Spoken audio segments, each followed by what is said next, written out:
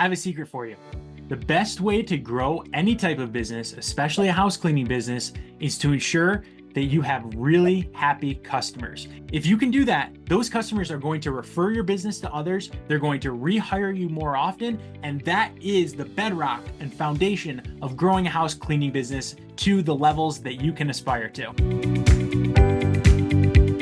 So in this video, I'm going to teach you simple tips that you can use to make sure your customers feel happy and valued with the work that you're doing for them. You will be amazed at what that does to help drive growth for your business. So let's jump right in to ensuring happy customers.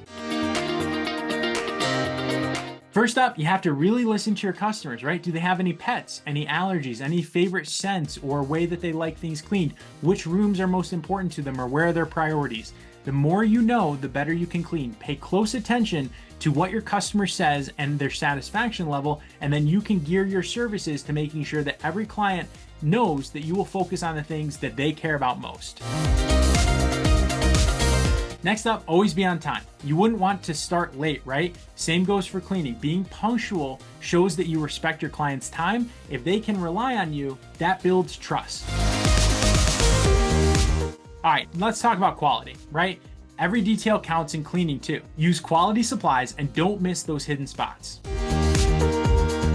Okay, building trust is a key. Always background check your team and think about this. Would you let someone you don't trust come into your home? That's the same thing that they feel. So when they're letting people into their home and into all the intimate spaces of their home, be sure that the client knows for sure they can count on you and that you're a trustworthy person.